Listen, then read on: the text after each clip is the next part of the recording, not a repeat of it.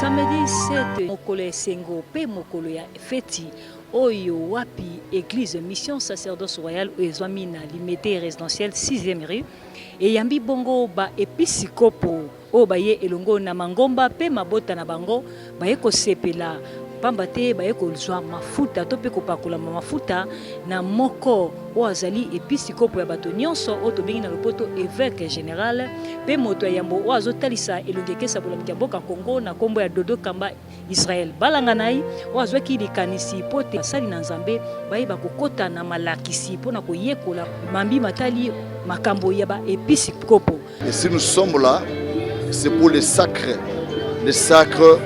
des évêques, de nouveaux évêques, et en même temps la confirmation des anciens évêques, honorer les anciens évêques. Donc je voudrais par la même occasion pour féliciter, jeter des fleurs à son éminence, notre président et évêque général Dodo Kamba pour cette initiative, parce que tout ce que vous voyez là, ces mouvements-là, c'est juste après l'académie du réveil. Donc tous ces évêques que vous voyez là, ils viennent de suivre la formation et ils viennent à peine de terminer dans l'académie des réveils et ils doivent être sacrés aujourd'hui. Donc voilà un peu le pourquoi de cette manifestation.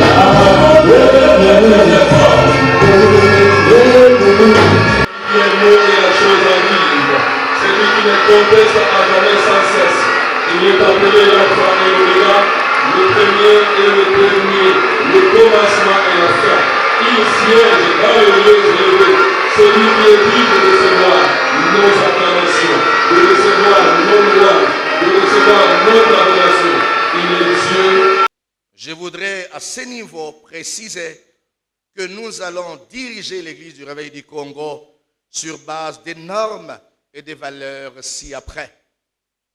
L'éthique ministérielle et la déontologie pastorale avérée, la conduite chrétienne soutenue par 1. Le respect mutuel entre le membre dirigeant. 2. La crainte de Dieu pour l'avancement du royaume de Dieu sur la terre. 3. L'amour et la communion fraternelle fondée sur le pardon. Ainsi a été ma pensée en ce jour. Que Dieu bénisse cette Église, que Dieu bénisse notre pays, que Dieu bénisse tout celui qui a pris part à cette réunion. Soyez bénis. Nous acclamons fortement pour la gloire du Seigneur.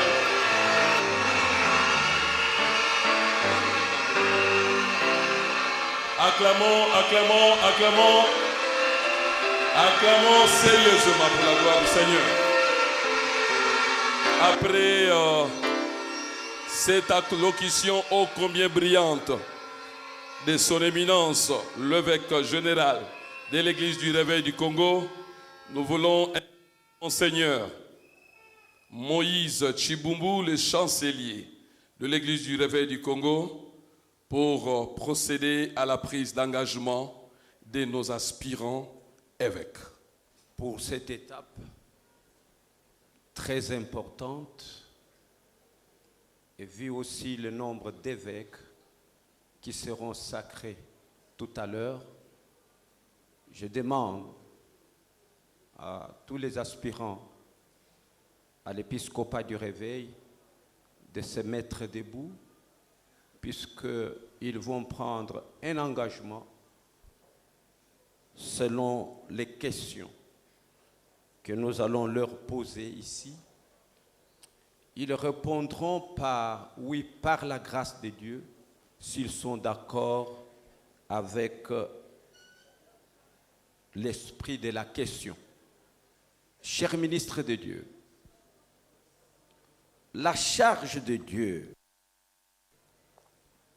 à laquelle vous aspirez n'est pas une simple chose qu'on peut prendre et laisser au gré de ses intérêts ou de ses préférences.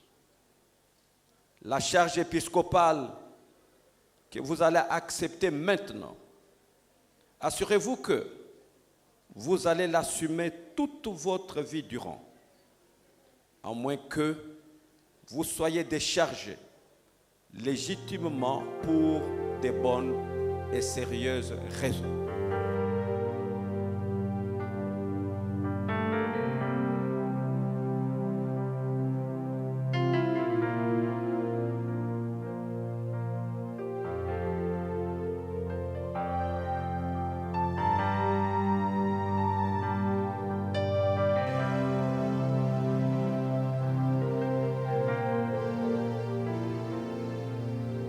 Pasteur Ben Lobeya sera maintenant loin.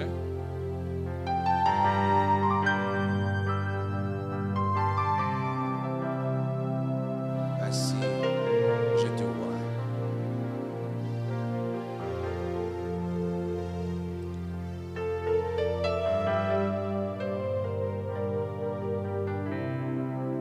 Son éminence va procéder maintenant au port des calottes et de la croix sur l'évêque Ben Lobeya.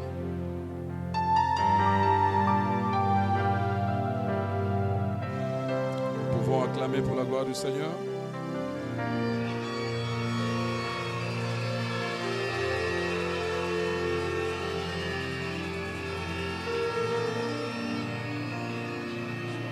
Merci.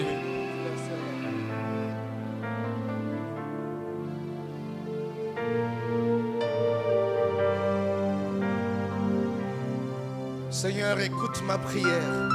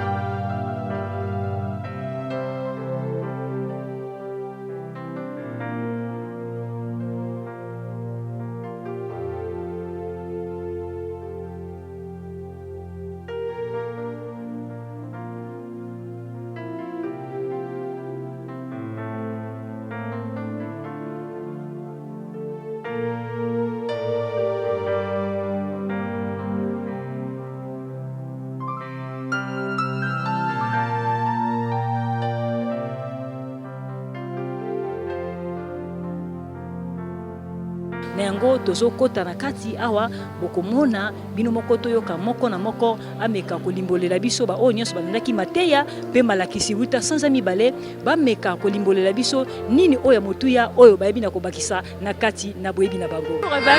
Bonjour papa tomoni yo moko na kati na moko ya bato oyo bauti kopakola mafuta na mokolo lelo lokola baepisi koto okoki koyebisa biso motivation na yo ezalaki nini yango motivaki formation ya baévêque. Vraiment vous sentez que ambiance est totale. Tout ça c'est après avoir pris quelques cours dans l'épiscopat, académie, tout le monde qu'il fallait quand même étudier, apprendre pour arriver au moins à faire ce qu'il faut essentiellement, que de pouvoir devenir comme d'autres évêques en ont fait. Parce que nous avons trouvé bon, il y a quelque temps pour pouvoir équiper les évêques de l'église du réveil. Alors, quelles sont les grandes lignes que nous pouvons retenir par rapport à votre session? Bon, nous vous promettons que, en tout cas, pendant ces 2 ou 3 ans, nous pouvons nous sur le terrain, comment les évêques vont travailler, comment l'église du réveil va prendre de l'ampleur, parce que nous ne voulons plus encore tomber sur les erreurs du passé. Nous voulons quand même maintenant mettre les choses en ordre pour que la gloire puisse retourner seulement à Dieu et que Batman du Maquet, Zambé, na moment où une génération qui doit travailler pour pouvoir défendre ses honneurs. Merci, pasteur. Merci beaucoup, ma fille. Bonjour maman. Tomoni yo kati na ba oba papola mi mafuta mokolo lelo lokola episi kopo okoki koyebisa biso nini motivaki yo mpona kozwa formation oyo ya évêque. Mokolo ya lelo na milobelaki aujourd'hui ou jamais. Tolekisa mikolo na mokolo oyo eza mokolo moko solennel, mokolo moko extraordinaire.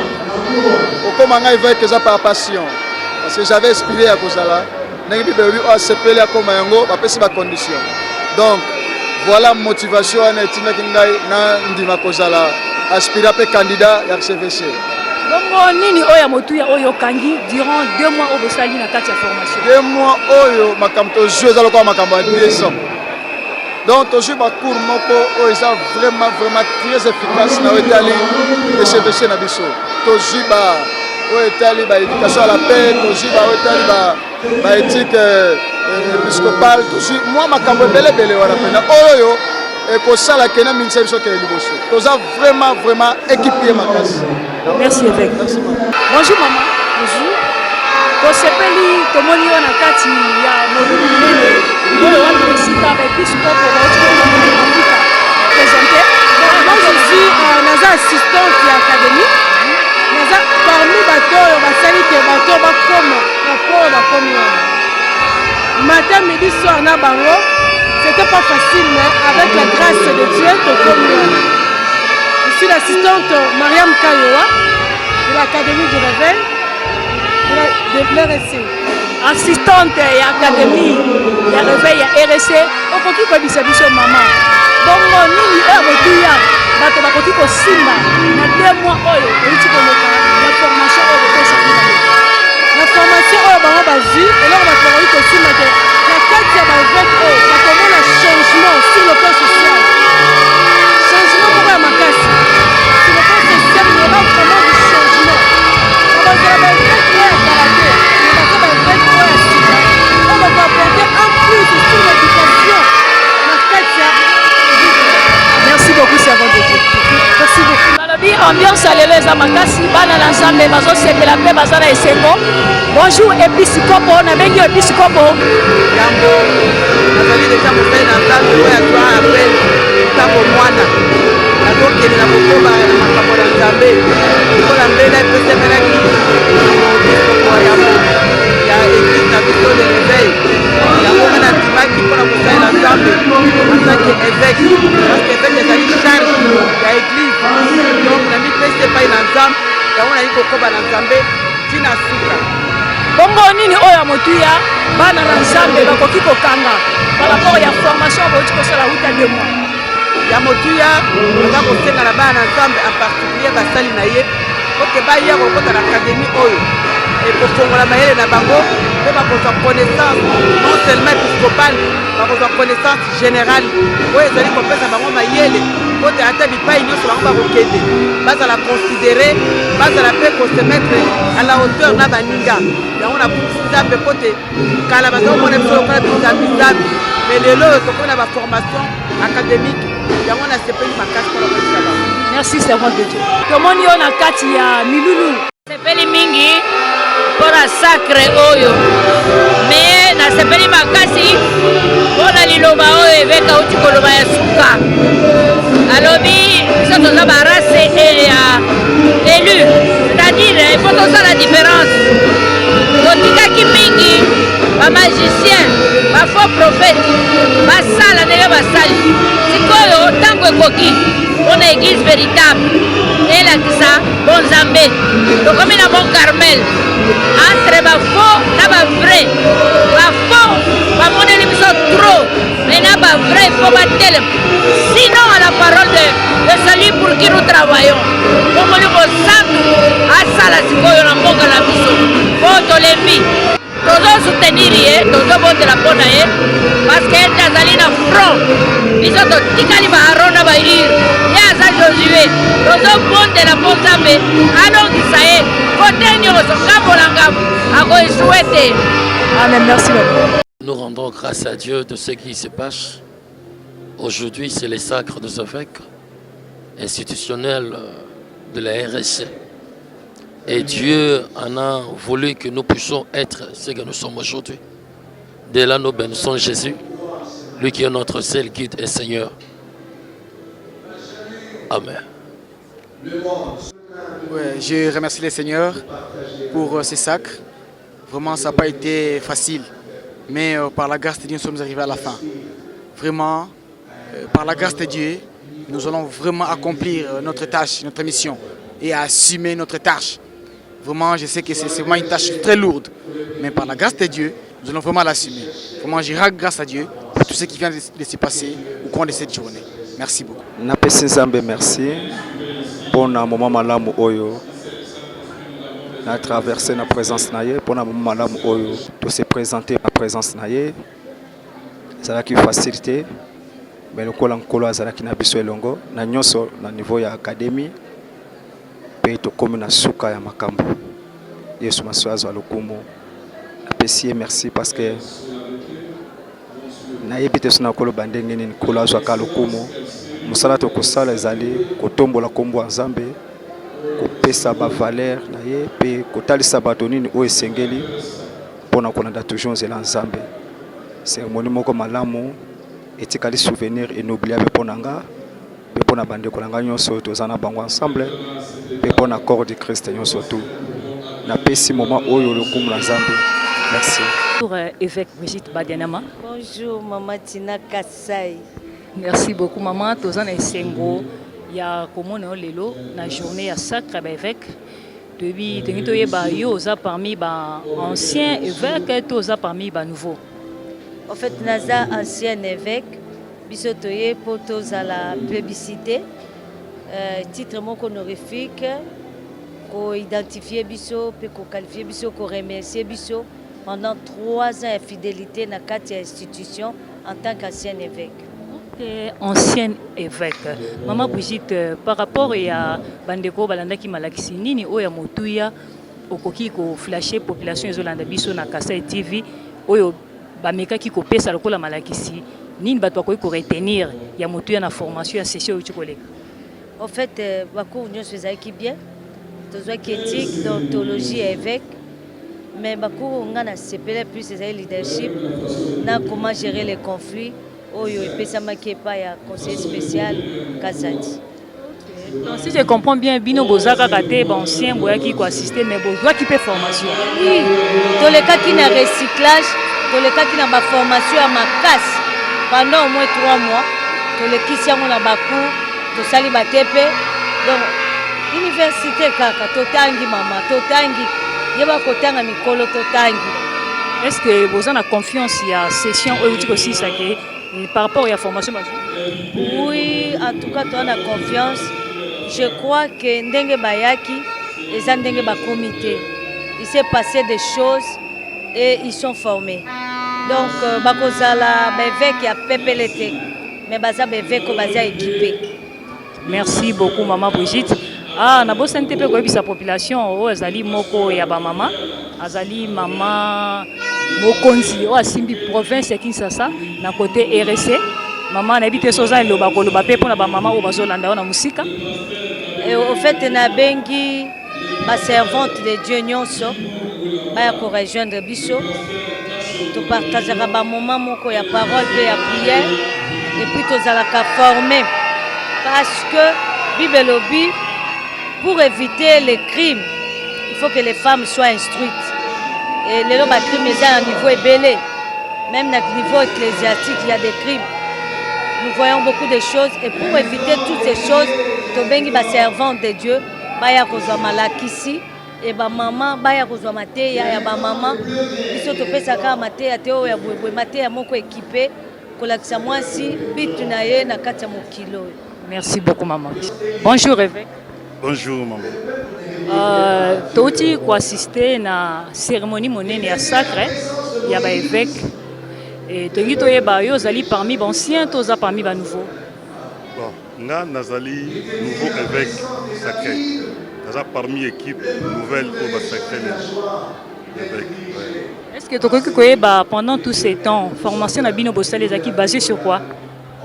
Bon, formation na biso ezaki très complexe mais d'abord, ils ont basé sur la théologie du réveil. Va fixer vraiment la théologie du réveil pendant la formation. Mais non seulement ça, il y a un peu très loin, dans la cours de journée de la citoyenneté, sociologie de pauvreté et autres cours où ils ont forgé citoyenneté et puis la paix, la Katinabiso comme artisan de paix. Nini yango ya motuya tokoki ko retenir ya makasi oyo zwi lokola souvenir na formation. Ils ont makambo ebele mais je peux dire que epesinga vision mosusu sur l'église du réveil, sur la responsabilité de l'église du réveil et sur ce que les corps épiscopal et les corps pastoral de l'église bako marcher ensemble et au Kenya. Est-ce que les lotokolo baki tokoza la fière nabino sur terrain, ba évêque en tant qu'évêque tokoza la fière nabino? Évidemment, par la grâce de Dieu et aussi par les nouveaux profils que l'Église et la société congolaise peuvent compter aussi sur nous.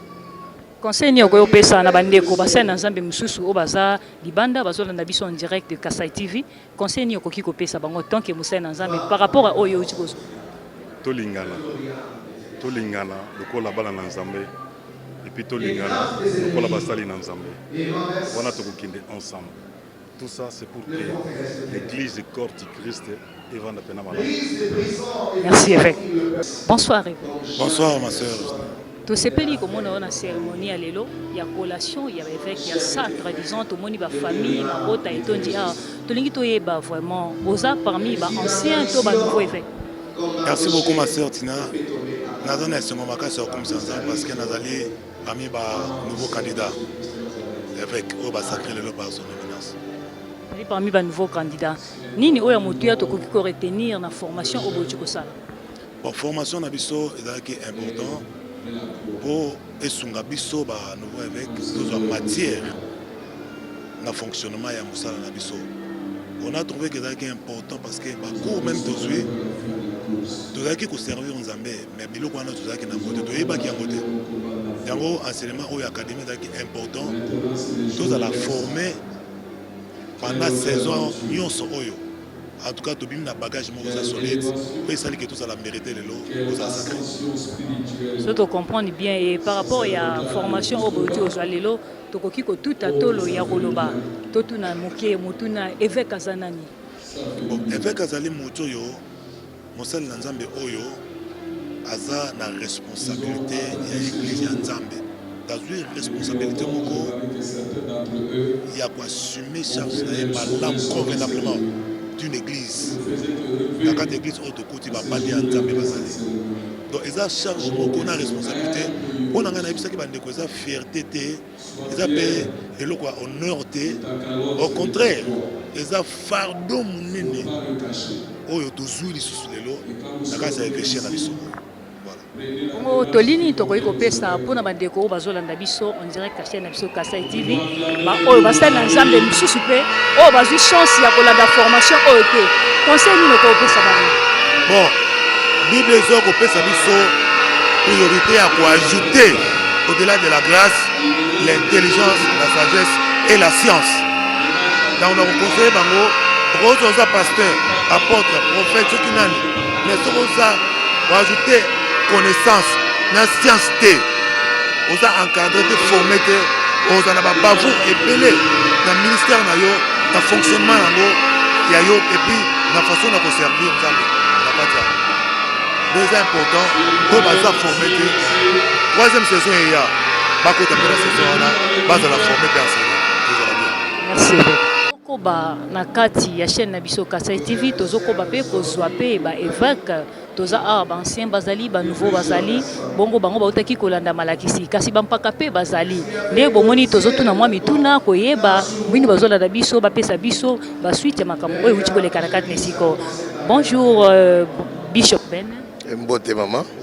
Na sepeli koyamba lisusu mokola lelo mokolo ya feti pe esengo otomoni ba famille etondi awa pona ko sepela bandeko misusu bakomi ba évêque yo lokola mpaka ozali moko ozali elembo na kati ya mboka na biso tokoki koyeba nini ya motuya oyo biso tokoki ko retenir na formation oyo nyonso uti koleka uta sans amibali.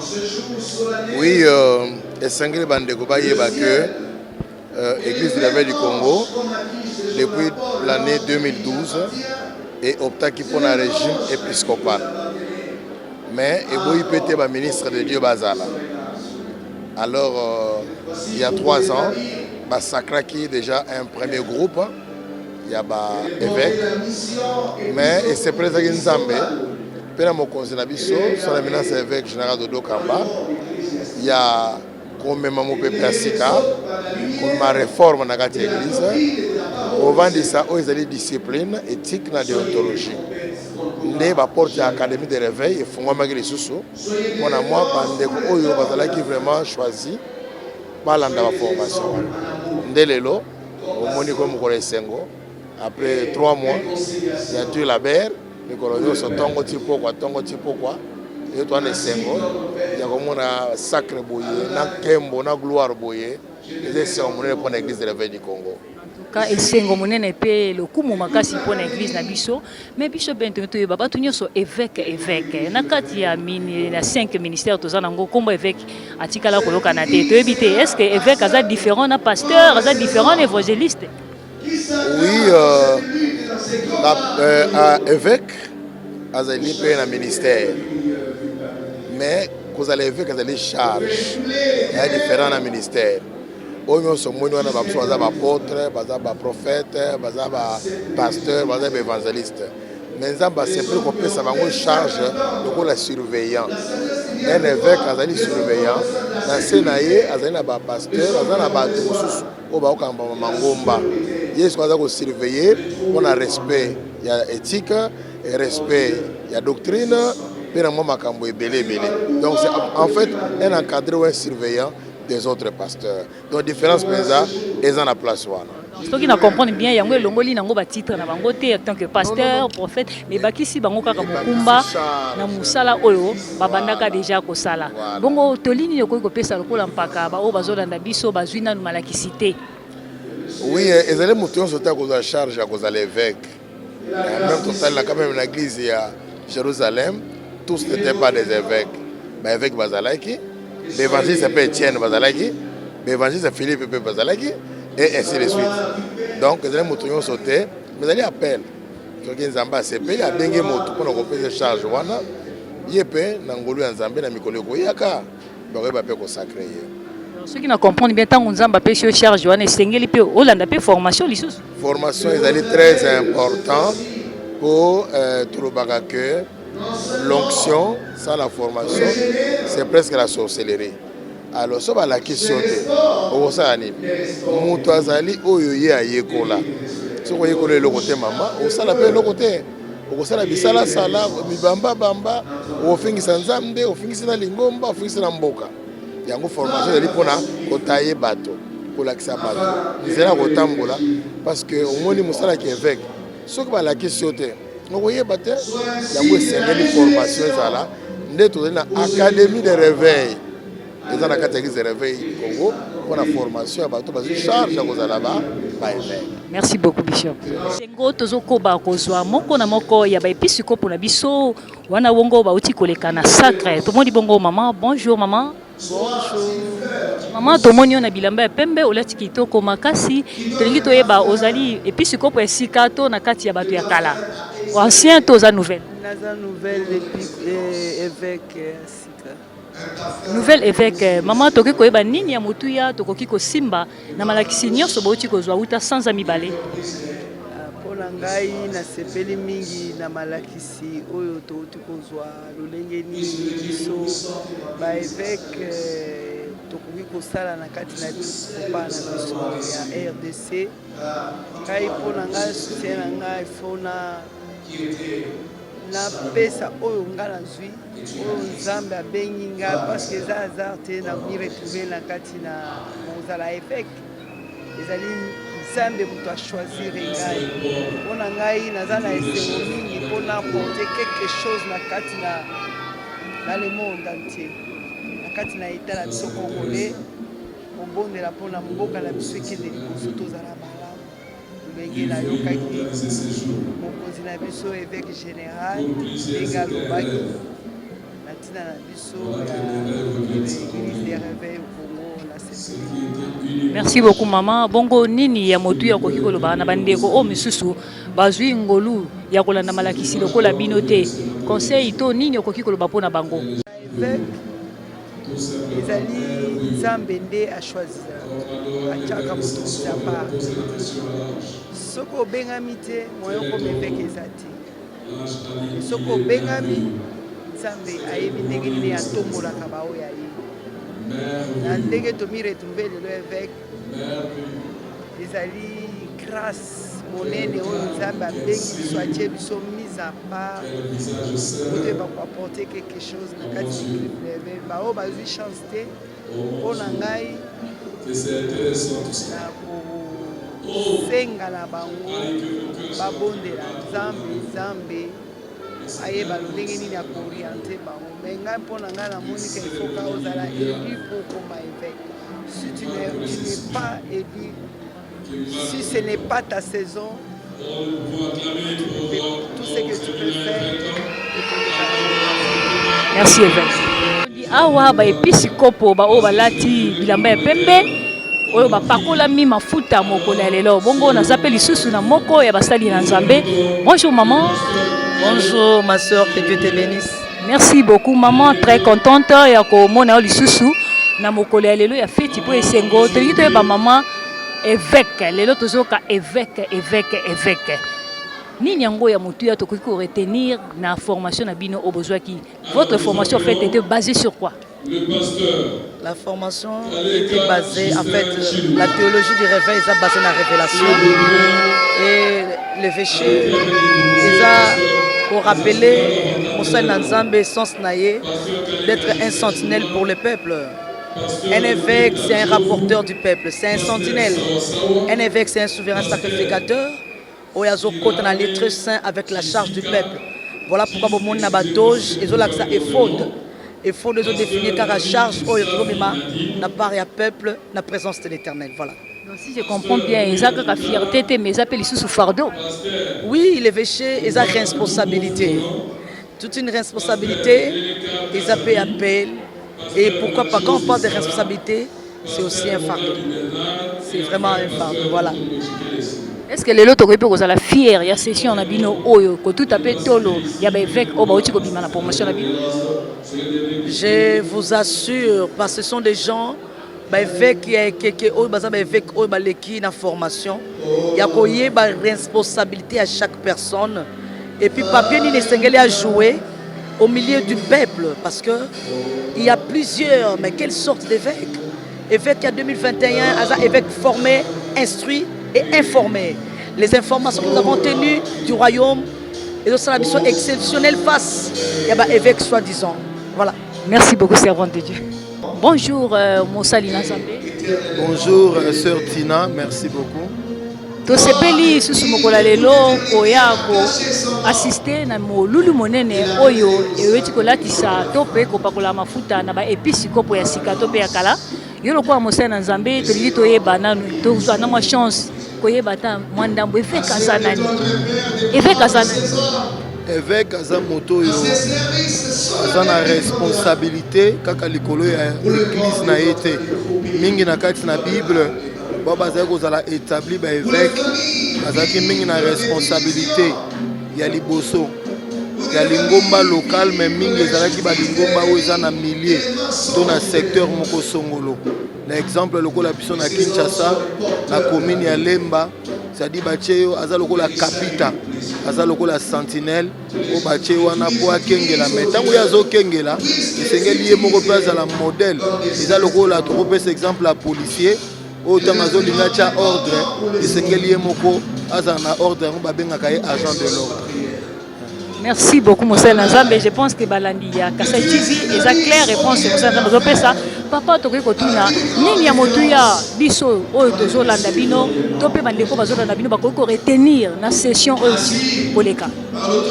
Eloko bakoki ko retenir c'est que Église de Réveil depuis 2014 et adopté qui régime épiscopal lokola mode ya gestion na biso ya fonctionnement ya basali ya Nzambe. C'est comme ça que au tokolo bezali lokola deuxième promotion. Première promotion et salamaka ensemble na l'archevêque Albert Kankenza Mwanambo oyo azalaki à l'époque président ya église de Réveil comme évêque général. Mais dans la session oyoyo l'évêque général le prophète Dodo Kamba Israël Balanganay azwaki lisusu likanisi ya kolobe ete esengeli na biso to perfectionner, c'est-à-dire to produire résultat koleko si to produisaki, raison pour laquelle tolekaki na ba formation ya makasi na académie kotanga eza lokola mpona biso tokoloba équivalent ya master oyo tokende kosala po tobakisa bacapacité po ete évêque aza moto oyo ya lokumu même ntango osengeli na ye koloba ozoyoka kati na ye bwanya mayele ezobima mpona kotambwisa basusu mpe kolakisa basusu nzela. Donc oyo tokokoloba na mokuse eza que na nzela évêque général le prophète Dodo Kamba ekaka koperfectionne kobakisa mwa makoki mwa eloko moko ya bien mwa excellence na épiscopat oyo déjà bandaki koexiste na kati ya église de Réveil. Merci homme de Dieu. Toza na kati ambiance continue, ambiance ya bana na Nzambe bazosepela, bana na Nzambe bazobina, bana na Nzambe bazosote, bazobeta migalo bakabudila, boye kosepela elongo na ba évêque oyo bazwi charge ya kosala mosala na Nzambe oyo bazwi mokumba ya kozala bakapita kati na ba eklesi na Nzambe. yango wana tozomona esengo ezokoba ambiance ezokontinue elongo na episikopo ya bato nyonso moko etelo oyo esalamaki mpona kopesa malakisi na basali na Nzambe mpona kokolisa boyebi na bango kopesa bango oyo babeki na lopoto science.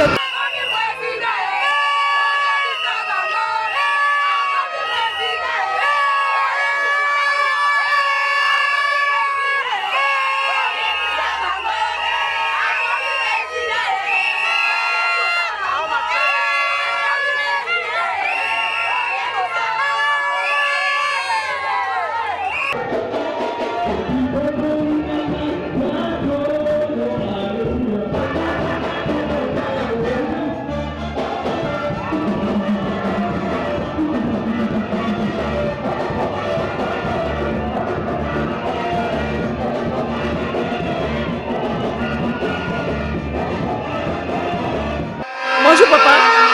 Bonjour. Comment est lokola moko ya professeur na kati académie? Est-ce que vous pouvez aider biso pour comprendre qu'est-ce que nous pouvons retenir par rapport à cette session? Merci. D'abord, cette session répond à une des résolutions de l'Assemblée générale qui instituait l'épiscopat au sein de l'Église du Réveil du Congo. Et vous comprendrez que l'épiscopat, c'est tout un corps qui a des exigences normatives, des exigences de valeurs, parce que la finalité, c'est d'arriver à produire un type d'homme utile pour l'Église, utile pour lui-même. Et donc, c'est l'évêque. C'est la raison pour laquelle, dans le cadre de sa mission de formation, l'Église a organisé pour la deuxième fois cette session de formation qui a, comme on peut bien le dire, permis de former des évêques et sur base des modules de formation spécifiques en rapport avec le leadership, en rapport avec la vision de l'Église, en rapport avec l'esthétique et l'éthique ministérielle, en rapport avec l'éducation à la paix, la participation citoyenne parce que les évêques sont des citoyens et la sociologie de la pauvreté parce que les évêques ont des défis à relever, non seulement sur le plan spirituel, mais aussi sur le plan social. Donc le tout a constitué ces modules qui ont fait l'objet des formations et aujourd'hui, répondant à ces exigences épiscopales, ils ont été sacrés et c'est la fête pour l'Église parce que nous avons des... Bonjour pasteur. Bonjour maman. En tant que pasteur, qu'est-ce qui vous a poussé à suivre la formation des évêques? Tout ce qui concerne le Seigneur, tout ce qui concerne l'avancement de l'œuvre du Seigneur m'intéresse. Partout on m'invitera. Pour ce qui concerne le service, l'œuvre du Seigneur, je vais toujours y aller. Alors, quelles sont les grandes lignes que nous pouvons retenir, de cette session? La grande ligne est que la formation qui nous a été donnée, c'était une formation de responsabilité. C'était pour que, en résumé, pour que chacun se sente responsable devant le Seigneur et qu'il puisse accomplir l'ordre suprême que le Seigneur a donné. C'est ce qui nous intéresse, c'est tout gravite autour de cet ordre suprême que le Seigneur a donné à chaque enfant de Dieu pour accomplir. Merci beaucoup, pasteur. Par rapport à la population qui vous suit en ce moment, avez-vous un mot à dire? À la population, tout ce que je peux leur dire est que Dieu existe. Il est fidèle, il est amour. Ses bras sont ouverts pour recevoir n'importe qui. Que personne ne se décourage, que personne ne croit que lui est beaucoup plus pécheur que nous autres ici que le Seigneur a accepté. Le Seigneur accepte tout le monde. Alors, que personne ne puisse se décourager prétendant que moi je suis pécheur et je ne peux pas faire ci, je ne peux pas faire cela. Chez le Seigneur, ses bras sont ouverts pour toutes ses créatures. Merci, pasteur. Bonjour, Monseigneur Tchanga. Bonjour. Nasepeli susu koyamba yo na micro na nga mokolo lelo tomoni bisika wapi ba episikopo baoti kopakola mafuta mpona kokota na mosala oyo ezali ya bule bongo zali moko kati na batei to pe moko kati na balakisi oyo simbaki lingomba oyo okoki koyebisa biso nini yango epetindaki bino bopesa malakisi oyo bomonaki lidusu moko ezalaki kati na basali na Nzambe to bomonaki mwa bambemba ezali to nini epusaki bino bopesa malakisi oyo? Merci mpona motuna. Les dessous mon côté, mbeba pe mon côté. Dans un cadre de procédure, il y a mutation, il y a force et l'église. L'église en tant qu'institution et confessionnelle, et c'est là qui comme na sacre zomona. Parce que depuis 2012, site au décréta qui régime épiscopal. Et bongo église na biso na monena na yango na république mobimba, pe ba missionnaire rebelle libanda, et c'est ngeli to tombola oyo babengi corps épiscopal pour aider l'église na kosala misala na ye sur le plan sacerdotal malamu. Merci beaucoup monseigneur. Bongo nini oyo motu ya bana Nzambe bakoki kokanga na oyo nyonso uti koleka uta sans amibale? Bana Nzambe il faut bakanga que l'église du Réveil du Congo eza moko ya ba église ya makasi parce que tozana évangélisation moko sans limite presque dans toute la République. Et puis, Bananzambe, basa la confiance dans l'église na bango, l'église du Congo. Alors, l'église Onzambe a pessi makoki na ye par rapport à Saint-Esprit pour être à répondre à la promesse prophétique au Salama pona Congo. Merci beaucoup, Monseigneur. Monseigneur Moïse Dibumbu, le secrétaire général de l'église du Réveil du Congo, Ndeto Yambi, Napokwa Lelo. Bonsoir, Monseigneur. Bonsoir. Papa, ozalaki moko kati na balakisi na kati ya formation oyuti koleka uta sanza mibale nini ya motuya bana na nzambe bakoki kokanga na formation eleki uta sanza mibale. Oyebi kala bande ko benga biso binzambi nzambe. Aza bato oyo batanga te, bato bazotangisa te. Lelo to la question en face du monde que sous la vision du représentant légal et président évêque général, tout ça ce qu'on a kelasi ya ba mikolo ya ba pato académie de réveil yo moko yogi secrétaire général du ministère de la justice à lobby, il est témoin du résultat, il va nous appuyer pour que cette école soit officielle. Toujours kanisa mosika pona comme église oyo likolo makasi makanisi nyonso oyo toza nango molimo na nzambe toza nango boyebi nyonso tokopesa bato nzambe abenga basi na mibali po basala mosala na nzambe malamu na boyebi ya makambo nyonso oyo esengeli tokende liboso. Même Jésus-Christ savait lire et écrire. Alors koyekola ezali malamu mondenge na lati nzambala boye moto omona tala lati nzambala neti mupe mais ngana mupa ya kala ngana mupa solo puisque nazali moto azomema sango malamu sango aza moto azomema sango malamu mais il faut koyekola pe koyekolisa ba ndeko mosusu po bayeba makambo nanu bayebi te. Merci Monseigneur. Merci beaucoup. Likambo ezali na ebandeli pe na suka na yango wana tokomi na suka ya mululu na biso oyo toyaki kotala bisika wapi bepisikopo bapakolamaki mafuta mokonelelo na episikopo ya bato nyonso oyo tobengi évêque général pe moto yambo azotalisa elongi eklesa bolamki ya mboka Congo na komba Dodo Kamba Israël balanganai oyo azaki likanisi ete basene na Nzambe bayeba koyekola pe bakonsacre bango na titre ya ba évêque. Bongo tokomi na suka Nzambe apambola bandeko nyonso balandi biso, Nzambe apambola bato nyonso bazolanda Kasai TV, bokota bo s'abonner massivement, bokozwa suite ya ba message nyonso bokozwa onyo so koleka kati nesika wana bosente ba mbote mingi na bandeko nyonso o balingaka ngai balingaka Tina Kasai pe balingaka Kasai TV bo s'abonner na chaîne na bino bolingaka mingi wana na boite mbote mingi na mon coordonnateur principal Red Langa Kolikite mbote mingi Whitney Kanda fondation mbote mingi maman Nadine Kanda Mama Zambi ma mère 10 mbote mingi maman Dorcas mbote mingi mon pasteur son éminence l'évêque général Dodo Kamba Israël na bosanité bandeko nyonso o natangi bakombote na lingi bino mingi mbote mingi bye bye tokutani à la prochaine.